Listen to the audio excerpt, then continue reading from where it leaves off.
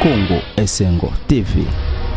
Bandeko ba Congolais de partout, ngai wabino Noko Clovis, ngai wabino Muyomba, nga wabino Manseba, nga wabino Manseba, pe na ye kopesa bino mote ba Congolais de partout. Ba Congolais de partout bondi melanga soki na pusani liboso na bino bandeko.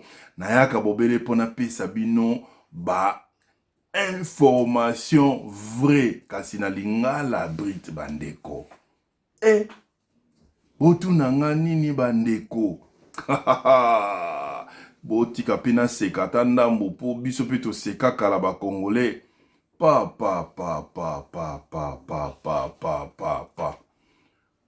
Bandeko na eko betela bino lisolo boyoka. Noko nanga Vital Kamerhe boyebit ke bazo sambisa ete. Ok.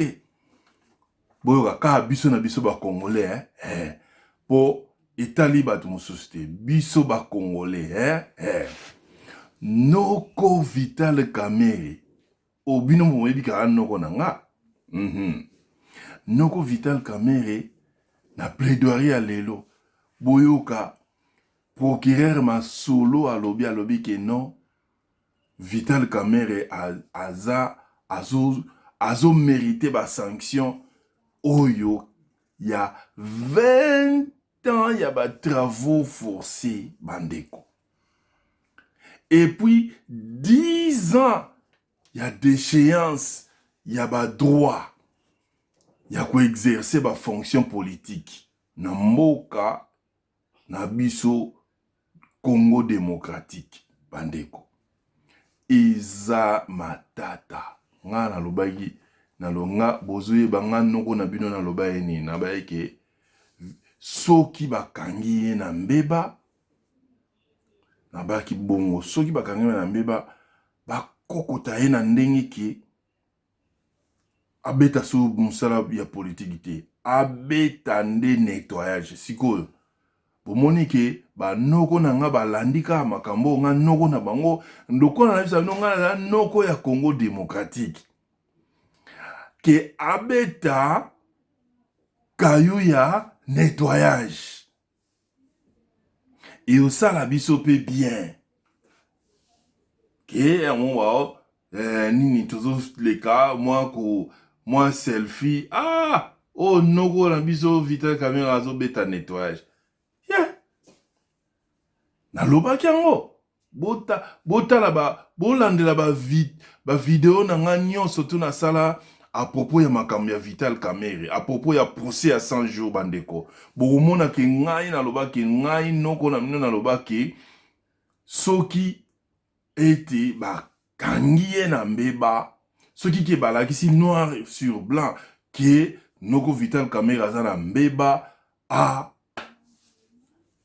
bakokota ye abeta asala soumisa exercer sous ba fonction politique ti na Congo.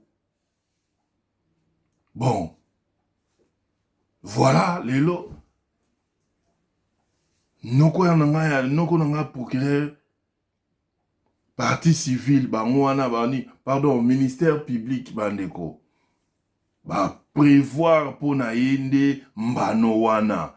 Mais tukutala parce que après plaidoirie izalakana mais selon Mibeko après plaidoirie et sengelakana 10 jours pour juge président ako statuer akotala mbano o eza mukie babaksa su mwandambu wana nde tukutala mais bandeko na tie bino nanu susu na ambiance ndenge bazo ko pompe ndenge baza ko pupula ndenge baza ko yungula netika ba mama bipupula ba mama bipupula bino boza très important ba mama bipupula so boye bagate bolanda sikoyo bongoto kutani juste après. Merci beaucoup.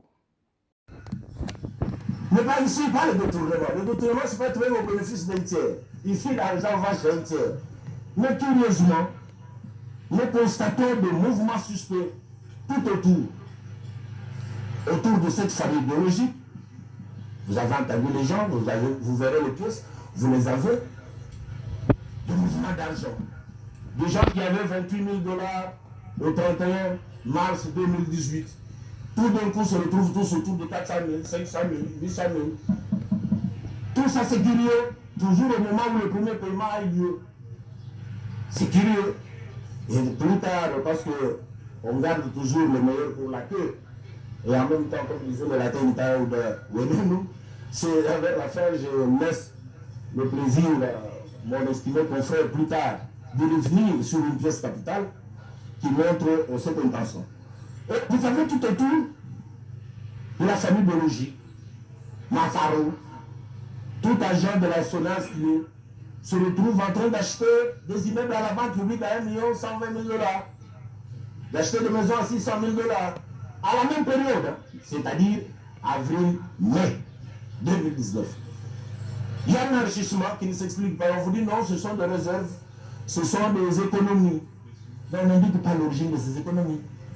Pire encore, on achète quelques immeubles dans la ville. Mais tous ces immeubles, puisque le crime ne peut pas être parfait,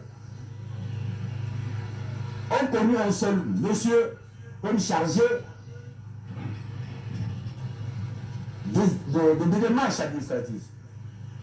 C'est M. Tanier Micha. Et M. Tanier Micha dépose devant l'officier du ministère public pour dire oui, voilà la liste de tous les certificats d'enregistrement. Et il ajoute d'ailleurs, je les ai tous en original, moi. Je les ai tous en original. Et d'ailleurs, c'est M. Tamer qui m'a demandé de les garder. Et quand on regarde dans cette liste, on ne voit pas un seul document au nom de M. Tamer, à part un terrain qu'il aurait encelé dans une ligne, quelque part avancée. Mais tous les biens sont au nom des membres de sa famille. Et curieusement, sa famille politique s'invite. Pour une fois, lorsqu'on établit un titre de propriété, ce titre de propriété se retrouve demandé dans un ministère. C'est le ministre Sakombi, curieusement, de la même famille politique que lui, qui apparaît, qui vous dit, écoutez, amenez-moi le certificat. Les témoins ont été entendus. Les procès-verbaux sont au dossier qui indique qu'il a demandé. Et se rendant compte donc de cette toile d'araignée, qui a quelques fissures déjà, parce que le 23 janvier déjà, Mme Soraya était cessionnaire d'un terrain. Se rendant compte de cette difficulté, vous avez vu le débat qui s'est passé la dernière fois. On dit oui, mais moi j'ai acheté. Mais celui chez qui on est censé avoir acheté, dit, Jamal dit non. Même si je ne parle pas très bien français, je ne me trompe pas. Je n'ai pas vendu, j'ai donné cadeau. J'ai donné cadeau. Et d'ailleurs, c'est tellement vrai que son avocat, Maître Ticha Bokolombe, a écrit, parlant de cession, parle de cession, il ne parle pas de vente. Donc, on est dans un processus de rattrapage des erreurs. Mais ce processus va même plus loin, monsieur le président, il va atteindre même le parquet général de la Gambie. On ouvre un faux dossier. On ouvre un faux dossier, parce que M. Kamel vous a dit, rappelez-vous, que lorsqu'il a vu dans les réseaux sociaux que sa fille, ou plutôt sa belle-fille, était devenue cessionnaire d'une parcelle sur la baie de Ngalima, il fallait faire annuler ce contrat. Très bien. Et il en aurait parlé au chef de l'État. Très bien. Mais il est allé plus loin, sans le faire ouvertement. On est passé par le parquet près la cour d'appel de la Gambie, qui a ouvert un dossier, je ne sais contre qui. Mais au cours de ce dossier, on a intimé l'ordre au conservateur d'annuler le certificat d'enregistrement de Soraya. Ça a été fait, vous verrez le certificat là-dedans. Il y a le procès verbal dans le dossier. Mais monsieur le conservateur était un homme intelligent, il dit mais oui, mais je vais annuler sur quelle base? Parce que les actes sont faits régulièrement. Il a établi, il a annulé, bien sûr, pour des questions de superficie, mais il a rétabli le titre au nom de parti. De telle sorte que cet argument de rattrapage n'a pas pu tenir. N'a pas pu tenir. Parce qu'en avril, le contrat de concession perpétuelle, ou plutôt le contrat de bail, a été établi bien et bien au nom de Soraya. Malgré les dénégations déjà de son père, plutôt de son beau-père, que ce contrat était mauvais. Donc il était tout à fait au courant au moment où il signait en 2019 le paiement, en avril 2019, que le contrat avec Soleil existait parce qu'il était déjà au parquet. Donc voilà pourquoi je vous disais que l'ensemble des actes isolés va nous indiquer finalement le processus. Alors s'agissant de son épouse, vous l'avez entendu, vous avez vu comment elle s'est battue, mais en faisant une belle récitation. Mais comme toute belle récitation, les récitations ont toujours des défauts. Alors madame vous dit au départ qu'elle est commerçante, mais elle ne connaît pas sous quel registre de commerce elle exerce ce commerce. Mais elle se rappelle qu'il y a quand même 826 000 $ qui ont été donnés en cash à son mariage, 33 000 € en cash, 10 millions de francs CFA, 4 véhicules neufs.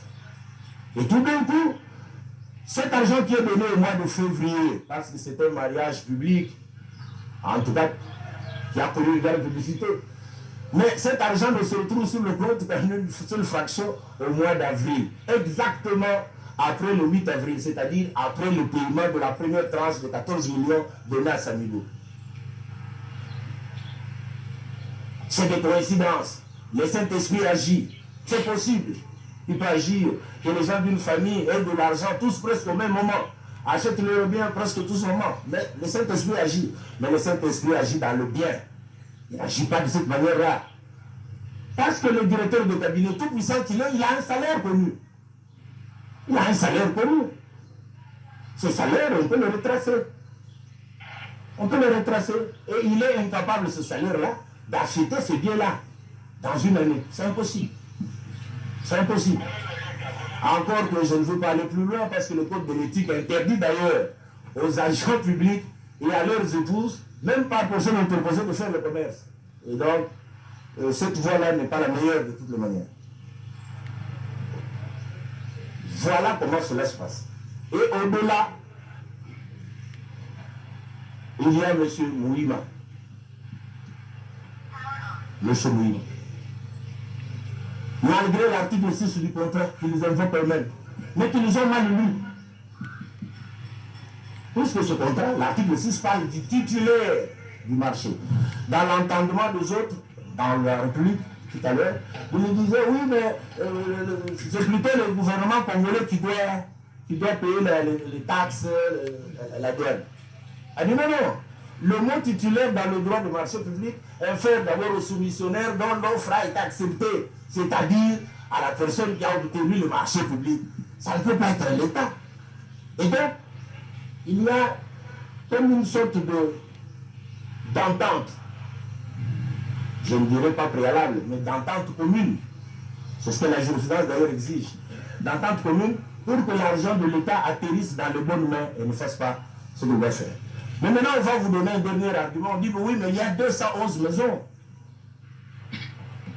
Il y a 211 maisons. Oui, il y a 211 maisons, on sait le voir. Mais où est l'argent? Parce que l'argent avait été donné au mépris et de loi de la République, des règlements de la République et du contrat lui-même. Pour que cela soit fait dans l'urgence. Et le ministre Yav a été encore plus diseur parce que certainement sorti de bonnes écoles, il n'a pas voulu dire beaucoup de choses, mais il a sorti une belle phrase. Il dit, Monsieur le Président, le directeur de cabinet m'a fait comprendre la priorité qu'il y avait dans ce dossier. La priorité. Cette priorité qui est allée jusqu'à toucher aux réserves internationales. Et donc, on ne peut pas revenir une année après pour nous dire qu'il y a 211 maisons. Sinon, la priorité, c'est Moussa, il n'y en a pas. Pourquoi fallait-il aller si vite si, en fin de compte, on est allé si lentement? Pourquoi? Pourquoi? Et donc, c'était une manœuvre de rattrapage. S'était rendu compte que finalement, tout était bouclé, que la faute était là. Alors, le prévenu Kamere et sa suite ont commencé à chercher ça. Mais plus grave encore, Mouima, qui va toucher de l'argent de la République, a un comparse, qui est également un membre de la famille politique de M. Vital Kamere, monsieur le ministre Toumba John. Je n'ose pas appeler excellence, parce que le mot excellence, je crois qu'il doit avoir un contenu moral. Mais ce ministre se promène avec de l'argent de la République. Dans le coffre de sa voiture, il se retrouve à Matadi. Pour importer, non pas les maisons, finalement, des voitures de la présidence. Finalement, quoi? Il importe le véhicule, il importe le meuble et des appareils matériels. On a vu peut-être à la télévision être donné comme des cadeaux dans des hôpitaux. Mais ça s'appelle comment tout ça? C'est ça, le détournement, M. le Président. Voilà pourquoi je m'en tenais d'abord à faire lever ce malentendu pour passer la parole à mon excellent confrère qui va revenir sur chacune des préventions et me réservant la parole plus tard pour des répliques éventuelles sur des questions vraiment de droit. Parce qu'en réalité, ce dossier est un dossier juridique très intéressant. Un dossier pédagogique qui va donner l'occasion au peuple congolais de savoir quelles sont les infractions dont on est susceptible lorsque on gère le deniers public. Parce qu'en fait, la République, c'est quoi? La République, c'est nous tous. C'est notre vouloir vivre ensemble. Mais notre manière aussi de nous répartir les ressources pour avoir une vie meilleure. Mais si c'est quelques-uns d'entre nous, parce que nous sommes simplement créés des partis politiques, peuvent accéder à ces charges et gèrent nos biens communs, comme si c'était leur propre poche, c'est une occasion pédagogique de les corriger et de manière claire. Parce qu'au fait, en dehors de l'adhésion ou de l'appartenance à un parti politique, mais il y a beaucoup de Congolais qui ne sont membres d'aucun parti politique, mais qui sont d'une compétence avérée. Je ne sais même pas pourquoi on ne le nomme pas. Pourquoi on s'agglutine dans les petits partis politiques qui forment des gens qui se comportent de la sorte. Ils sont un peu tout à l'heure. Je ne voulais pas dire d'autre chose de désagréable, mais de cette manière-là. Mais je suis le conseiller principal du chef de l'État. Ok, merci. Je vais répondre. La deuxième petite question, toutes les démarches menées à la Banque centrale, c'était sur autorisation de quelle autorité hiérarchique? Merci beaucoup. Merci. Oui. J'interagis avec le Fonds monétaire international. J'interagis avec la Banque mondiale. J'interagis avec la Banque centrale. Alors, votre honneur. Vous l'avez fait. Votre honneur. La question est que vous l'avez fait avec l'autorisation. Votre honneur. De qui? Votre honneur. Oui. C'est pas par arrogance. Je dis bien, c'est pas par arrogance. Posez la question au gouverneur de la Banque centrale. Je vous le dis, le chef de l'État a dit au gouverneur de la Banque centrale, monsieur le gouverneur de la Banque centrale, mes yeux et mes oreilles à la Banque centrale, c'est mon conseiller principal en charge de l'économie et finances. Vous pensez que je peux faire une déclaration comme ça à la légère? Je dis bien au gouverneur de la Banque centrale. Je n'ai pas besoin d'une autorisation parce que je vous dis que je suis délégué de la présidence au comité de politique monétaire à la Banque centrale. Alors vous voulez que je demande la permission à qui pour interagir avec les différents services de la Banque centrale y compris le gouverneur? Non, ça on apprendra ça à quelqu'un qui sort des humanités. Merci. Je crois pas à moi. C'est sa réponse. Oui. Oui. Président Kamere, il veut intervenir. Moi, j'avais décidé de ne pas parler, mais je vais parler seulement pour aider notre ami. Parce que il se dit économiste, je ne sais pas ce qu'il a fait sur l'économie. Ça m'étonne d'abord qu'il plante des plans budgétaires, ça n'existe pas en terminologie économique.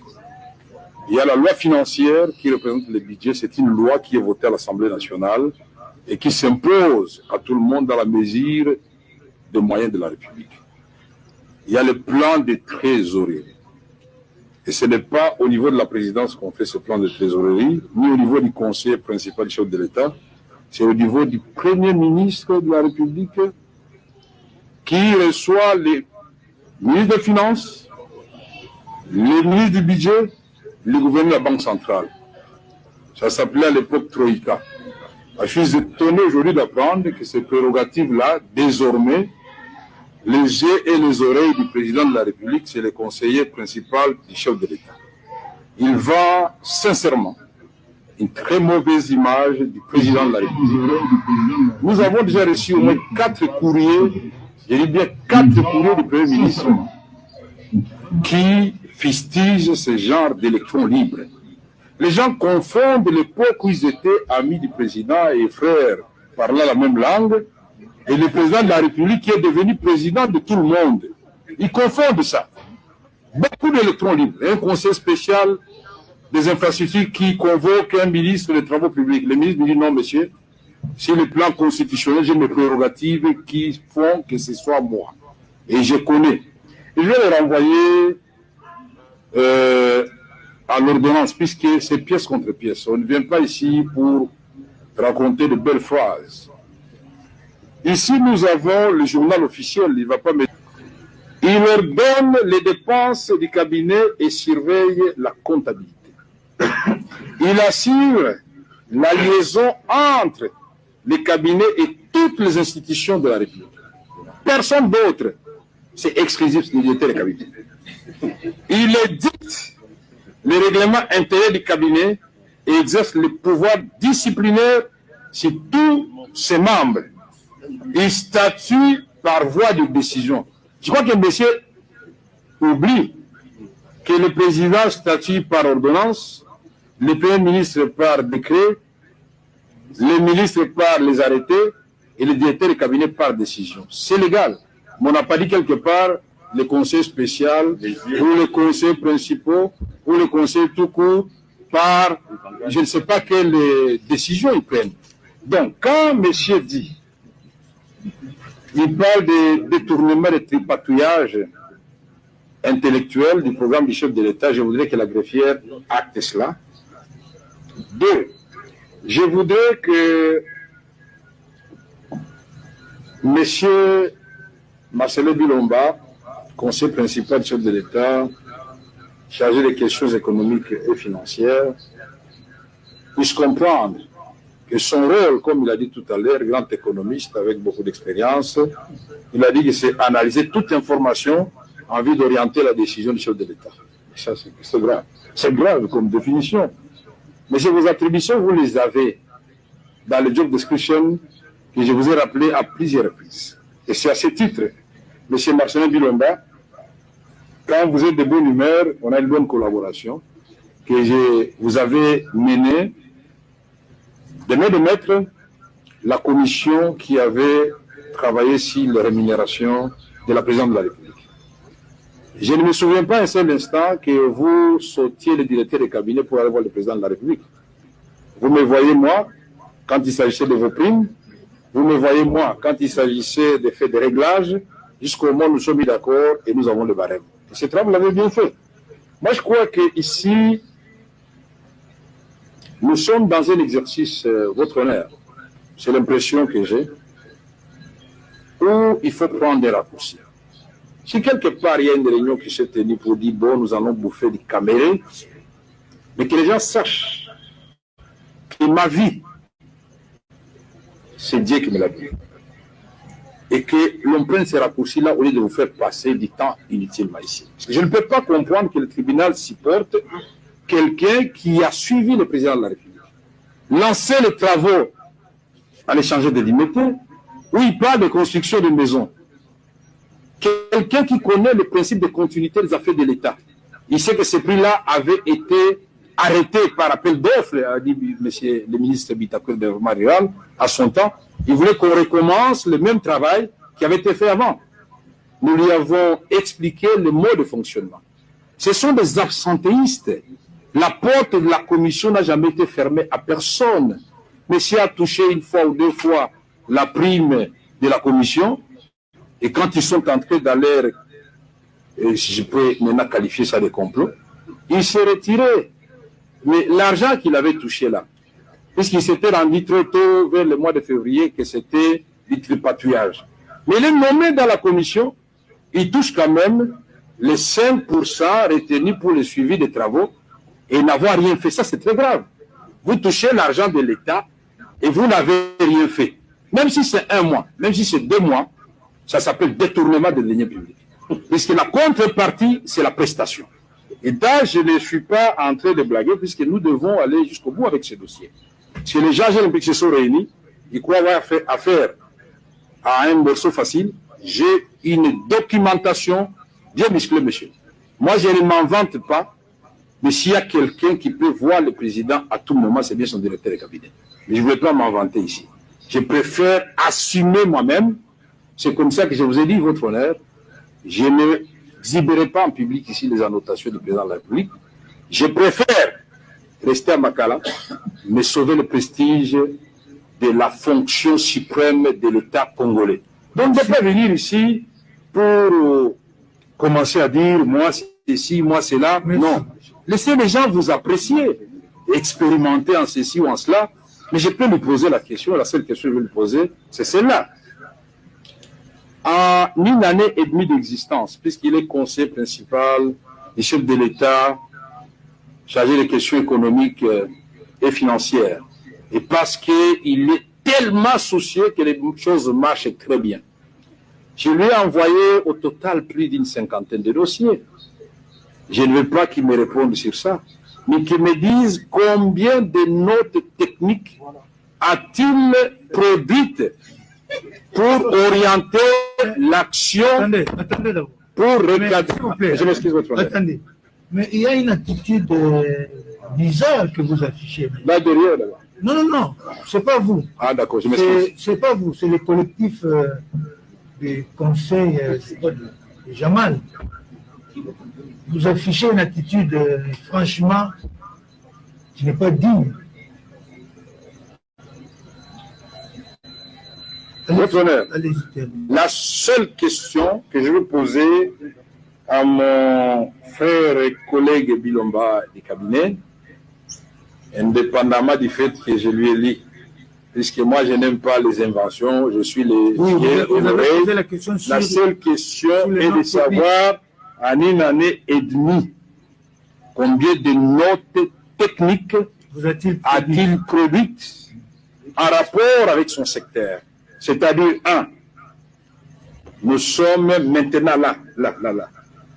Quelle est la note technique qu'il a produite pour le chef de l'État pour anticiper, puisque nous sommes déjà en pleine crise du fait du Covid, mais qui a des ramifications sur le plan social. Qu'est-ce qu'il a exactement, lui, en 3 lignes, proposé au chef de l'État via le directeur de cabinet ad interim Eberand pour aider le président de la République à anticiper, comme nous le suivons dans d'autres pays, sur la crise qui va devenir une véritable banqueroute pour l'État congolais.